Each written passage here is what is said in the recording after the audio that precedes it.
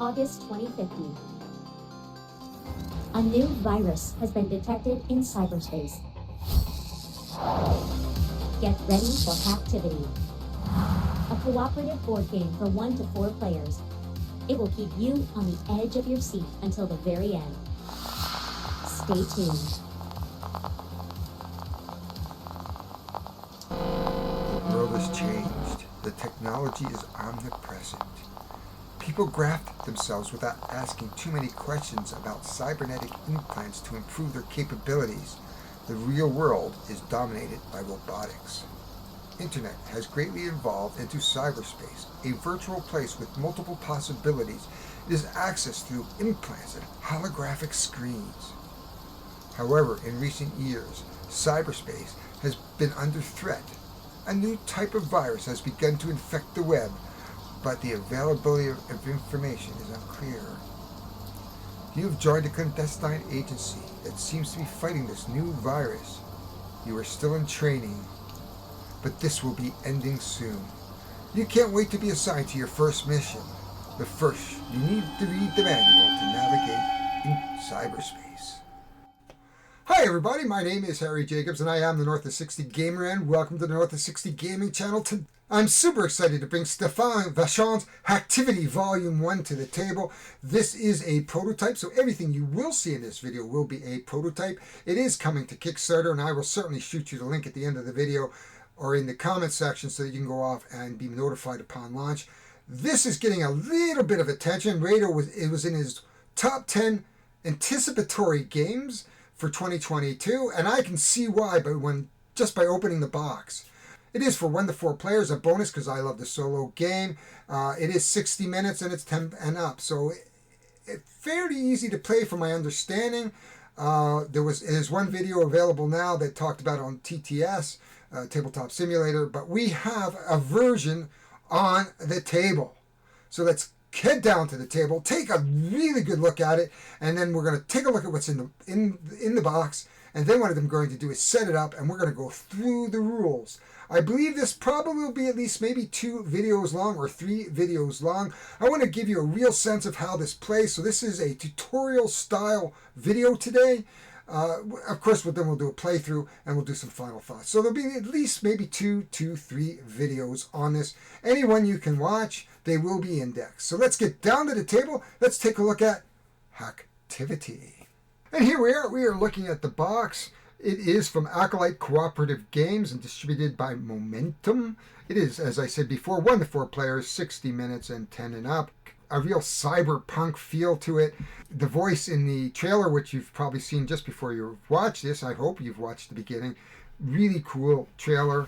I really liked it. And then, of course, a little description on the back. It's cooperative. The idea of the game is to cooperate and eradicate viruses in cyberspace. Being an IT nerd, this game is right up my alley. Let's just take a read here. Dive into the futuristic cyberpunk world and navigate the infected zones of cyberspace as a team. Manage both the powers of your characters and the action of the hostile viruses. Figure out how to communicate your strategy effectively to your teammates to succeed in the mission. Now, I am mainly concerned about solo mode, but let's take a look at the box. Again, let me remind you that everything here is a prototype, and we'll just move a couple of games out of the way from the last session. There it is. There's the rules on top. There are the rules and then the scenarios. I assume there might be more scenarios, or maybe this is the first game in the series, which is, I would be very hopeful. You can see a little packing. It goes along. These are prototypes. Look at the board. You can see that these are actually screwed on. Obviously, these are going to be a double layered board on once they have done, but you can see this has all been laser cut. There it is in au français. Stéphane Vachon is from Quebec, and I'm very proud to be featuring a Quebecois game in Canada, and I'm thankful for that. And you can see there's the boards.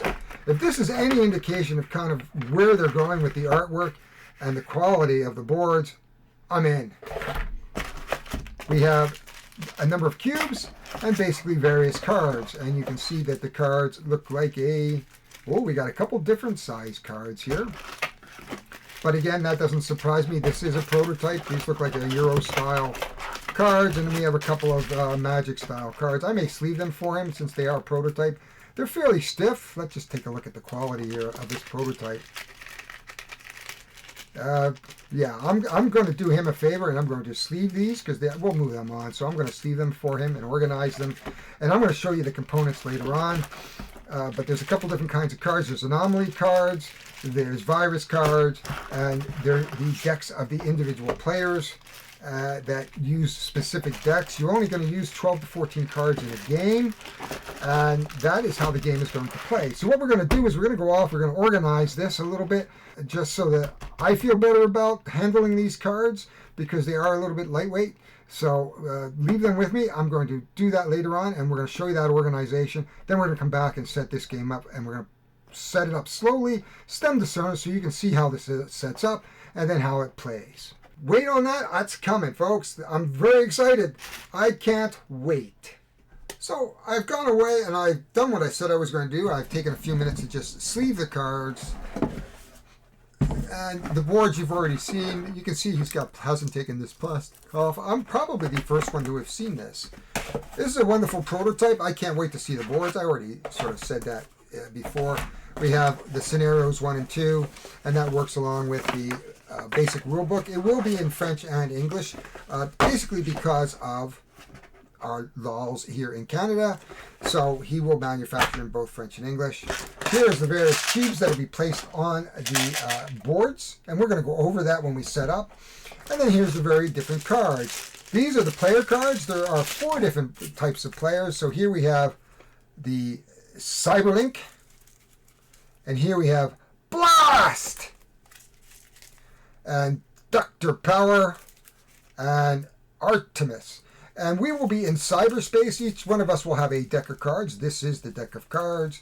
We will have a firewall, and then we will play a top part and a bottom part, and we will try to defeat the that are going to be in the middle of the board. The board has anomalies, and depending on player count, and we will be fighting the anomalies, and then we will pick up the anomaly decks, and we'll be placing that on the board, and we can pick these to supplement our cards, because basically once we use up all our cards, there's A1. So generally in a solo play, you're going to have the A1s and the A2s, and basically the role is to try to get through them and not die. So that's going to be interesting to see how that all works.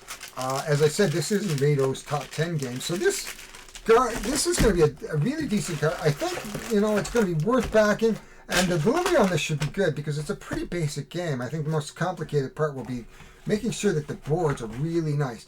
And I do hope Stéphane will really make an effort to make these boards wonderful. And I love this plastic overlay, and if they can make this kind of this work, I would love to see this, or some sort of overlay of some sort, even if it's a double-sided cardboard. Of course, the problem with cardboard, it often warps, and of course this is laser cut, so you're not going to see this in a normal board, right? It'll be a normal board, but these are laser cut boards.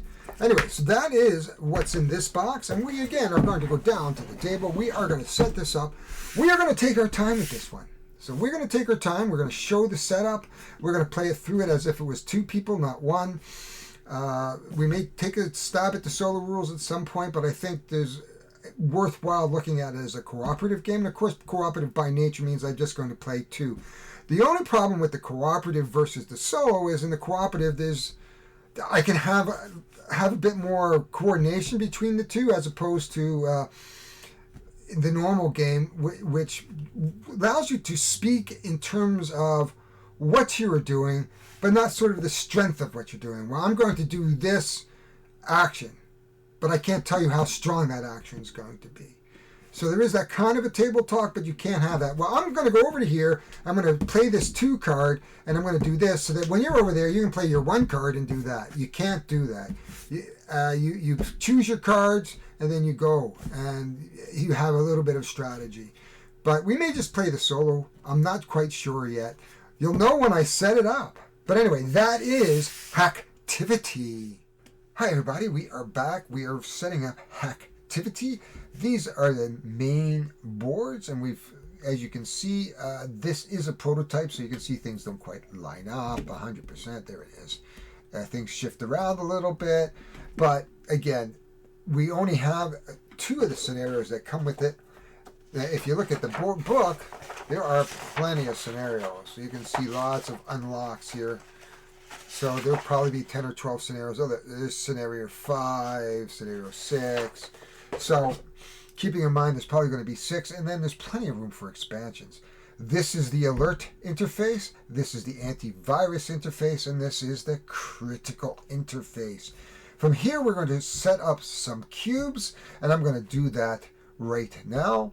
So I'll be back in a second, and I'll show you what each of those cubes do, or where they go in on the board for a solo or 1 or 2 player game. So keeping with the tutorial style, I have set this up, but let's just go through this step by step, even though it's already set up. So for the first thing I'm going to do is I'm going to set up the yellow cubes in these 3 spots here, which is, excuse my glasses, C4, C4, D3, CE3, and this should be F2. We then put these times 2 cards here. Now, at this point in time, I really don't know the rules, so I am just setting this up blind. We are going to block this space off because we're only going to play 1 or 2 players. We're going to put an alpha card out, sitting here at a 1, because this is the beginning. This is the first scenario. These are both set to 0. This is our tension. We're going to set this to 3. This tells us how many cards we actually draw. This is, I'm not sure what purple does, and I'm not sure what gray does at this point. I think it's a turnaround marker. But this is the setup for the main board. The next we'll do is we will pick a couple of players, and we're going to set those up. So just bear with me. We're going to just go through this nice and slow today. I really want to spend some time really exploring this game and teaching you how it all goes together. Of course, please use the index. If you want to move along, use the index. You can skip around to different portions, but this is the setup of the main board. The next setup will be, of course, the player area, and I'm not sure yet how much room I have, whether I can play a 2-player game, cooperative, or I play with the solo rules. We're going to figure that out, and we're going to get right back down to the board. So one thing I want to show you as we set up for the solo mode, you can see the stars here. You can see the stars here. That talks to the complexity of the characters, and so this Cyberlink would be a 2 complexity. We have Blast, which is 0-3, and we'll talk about what that means. It's really just the order of initiative, really. And he is a 1. So I'm thinking that Blast is going to be a great soloer. And Dr. Power here is a 3, so I think we'll leave Dr. Power. And, we may try something else later, but let's leave them to the side. That leaves us with Artemis. And I think we're going to attempt this solo mode, so there's a little bit of difference here. So we're going to get a little bit further along here, but those are the 2 we're going to pick out, and I'm going to explain how you set up the solo mode in a moment. So from this solo deck, first thing we're going to do is we're going to take these solo viruses. They're the A+1s, and we're just going to take them, and we are going to put them in different locations here. And then we're going to shuffle them up because we won't know where they are. They have a big X on it, so I suspect they just basically say, we're going to screw you a little bit by not giving you anything exciting to move on. And you can see everything knocks around pretty easily. So we don't know where these are now in the deck. Hopefully they won't come down to bite us. Then what we're going to do is we're going to take our 2 decks. We're going to take Blast and Artemis. And then we're going to take the solo cards, which are basically just the big X that says, eh. So they just take the space. So what we're going to do is we're going to take these up a little bit, and we're going to have to do a really good shuffle here. It's kind of, oops, okay, just a minute. So in a great panic, I forgot to say that I have to take out these 4 cards. This is our firewall, this is our reference card, and these are our cards that indicate which card is up which card is down, and you can see there's the two halves. So this is one of these interesting games where, like Gloomhaven, you're going to play a top and a bottom action. Now, this game is played in rounds. You're going to get 3 cards, of course, and then you're going to have to play a round. You can play 1 or 2 cards, and then at the end, when all the cards are gone, that is it. That is the end of the round, and then we move on. The question becomes a real management issue, so you're going to have to supplement your cards, of course, with your Anomaly cards, because once this deck runs out, it runs out. So just be aware of that. And so we've put in the Solo Zero cards, and we're just going to shuffle those up. There we are. We have shuffled those up. I'm just going to place them here for now as we explore more of the solo mode. So I've adjusted the lights somewhat, so there was a little glare up here. Sorry for that. You can see the Phenomena card right here. The only difference between the setup of the main game and the first scenario, which is a introductory scenario, is that the purple cube, instead of being on the 0, is now on the 2. In order to win the game, basically, you have to empty the Anomaly deck. At the same time, you cannot allow the purple to meet the gray cube. We cannot allow the yellow cube in the F row to hit the X, and our firewall down to 0. Those are the victory conditions for the introductory scenario. And you can see I'm looking at the rules. This is a first-time playthrough. This is a brand new game. This is a brand new prototype, and we are learning it together. And hopefully you'll enjoy the playthrough. Just to give you an example how this game plays, I'm just going to go over the last little bits, and we're going to end this video here, and then we're going to do a scenario 1 playthrough. So what's going to happen is I'm going to select the 1, 2, or 3 of my own cards. Now remember, I probably have somewhere between 24 and 28 cards to play through the game, and if this deck is ever empty, I'm always going to play the Anomaly deck as the tension rises. So let's just say it's the beginning of the game. We don't see a lot of risk here, so we're going to draw the top card, and then what we're going to do is draw the 2 of the Anomaly cards, just like that. If it was a 2-player game, we draw our cards, we would choose the 2 cards we're going to play, and then at the same time we're going to flip them over. In a 2-player game, the golden rule is you can talk about in general what you're going to do. So let's just say I'm going to reduce this board here. That's all you can say. You can't say how much. Same here. You can't say anything about the numbers, but you can say I'm going to attack this alpha anomaly, but I can't tell you how much in case it's only 1. If I wanted to make this game slightly harder, we would put this as a 3. Then we would take our 2 cards. We'd look in this case. In this case, you can see the solo variant card. First thing we're going to do is discard it. Now, normally you would just put the discard off to the side here. Once we've played our solo card to the discard, we will take the top and we have to resolve this. We have to resolve the top or the bottom. So in this case, we can either put it in the Anomaly and we can move it up 2. And that is playing the top part. So we would put that here. And then we would choose a bottom. So you can see that that's not very nice at this point. We're still going to have to play it. But in this case, what I would do at this point is I would consider playing this at the bottom. Then we're going to resolve it. This is going to go here. And then what we're going to do here is resolve the bottom. This says that we're going to take this up 1. So we have to be careful because if it ever goes off... So if we put this up, if this ever reaches the top, what's going to happen is we're going to take one of these alert cards and we're going to pick up the deck slightly in the middle and put that alert card in there. So in this case, we've put the alarm up. Now we're allowed to, if we look at the next icon, which is a blue, we can actually apply that here. That would take care of this Anomaly card, which would certainly go into the discard, and then we would be able to increase our firewall. But our firewall is already maxed out. That is the end of this card. We will not be playing these cards again. So that card is finished. We would come back now and we'd have to play. So I could conceivably play this and put that here, and would have to put that up to 3. Or I could resolve the bottom, and if we look at our handy chart right there, it says discard a character card of your hand and the first card of your character deck. So this is they're going to go after us. The virus is attacking us, and we would blast one of our, increase the purple on the critical. So you can see that would increase the purple on the video. So that would not have been a nice card for us. So we would have isolated it. And this is what we're doing here. This board represents, we're going to isolate and attack the defenses of the cyberspace.